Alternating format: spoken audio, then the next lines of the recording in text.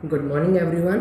मेरा नाम है आर्यन और आज से मैं आप लोगों को क्लास 9 के मैथ्स और साइंस के डाउट्स क्लियर करवाऊंगा और उनके सारे सॉल्यूशंस करवाऊंगा। आज मैं आपको बेसिकली मैथ्स की बुक का first question NCERT mathematics. First of all we will read the question. Is zero a rational number? Can you write it in the form of p upon q where p and q are integers and q is unequal to zero.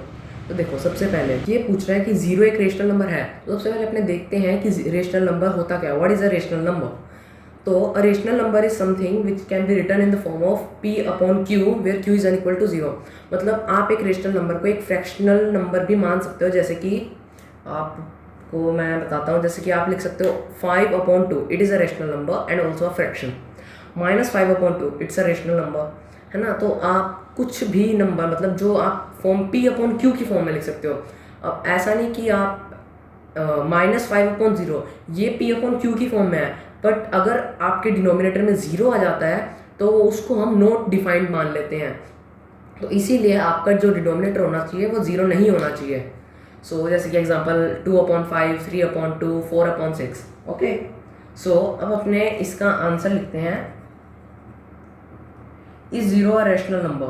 Yes, zero is a rational number,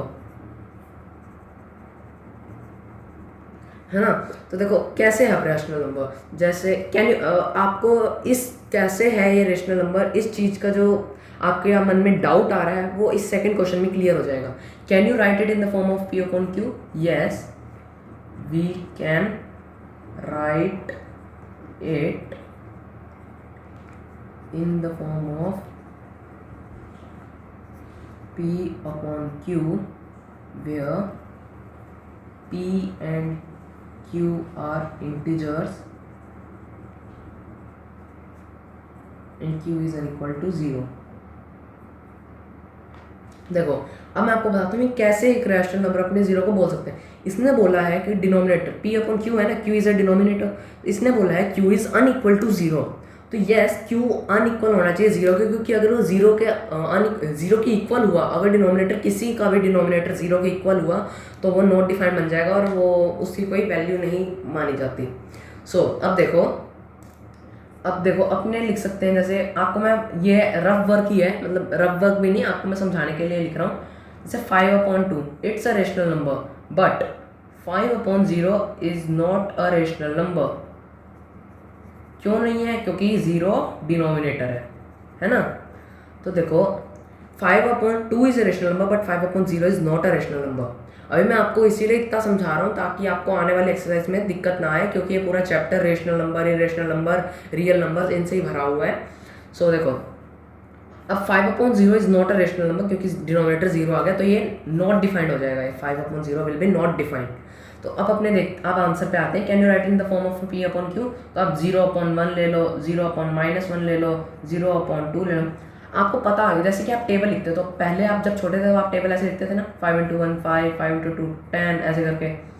पर एक ऐसा भी, इसके starting में हम ये भी लिखते हैं 5 इंटू 0 इक्वल्स टू 0।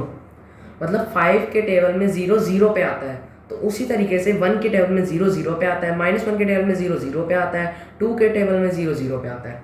तो दिस इज डिफाइंड, मतलब आप इसे रेशनल नंबर कह सकते हैं। तो आप 0 के नीचे कुछ भी डिनोमिनेटर लगाएं, पर 0 के नीचे आप कभी भी 0 ना लगाएं डिनोमिनेटर के प्लेस पे, क्योंकि अगर आपने 0 अपॉन 0 कर दिया तो ये नॉट डिफाइंड हो जाएगा। इस बात का ध्यान रखिएगा। कभी कभी एग्जाम्स में भी ऐसे क्वेश्चन आते हैं कि 5 अपॉन 0 आ जाएगा, वो आपसे पूछेगा it is a rational number और नॉट, तो आपको लिखना है no, it's not a rational number, वो एक नॉट डिफाइंड है। Okay, is 0 rational number? Yes, 0 is a rational number. Yes, तो आपको पता लग गया कैसे है वो rational number. Can you write in the form of p upon q? Yes, we can write it in the form of p upon q where p and q are integers. हाँ, तो देखो इंटीजर्स बेसिकली होते हैं negative and positive numbers. अब आप उससे 5 ले लो, -5 ले लो, 0 ले लो, ये सब इंटीजर्स हैं। तो आप इसे ऐसे भी लिख where p and q are integers. तो देखो ये भी इंटीजर है, ये भी इंटीजर है, ये इस क्वेश्चन को छोड़ो, ये क्योंकि नॉट डिफाइंड है, ये भी इंटीजर है, ये भी इंटीजर है। So yes, we can write it in the form of p upon q where p and q are integers and q is unequal to 0। कोई बात आ गई, q unequal to 0 क्यों है? क्योंकि वो नॉट डिफाइंड बन जाएगा। इसी के साथ हमारा क्लास 9th का फर्स्ट क्वेश्चन एक्सरसाइज 1.1 मैथ्स का क्वेश्चन खत्म हो चुका है। बाय।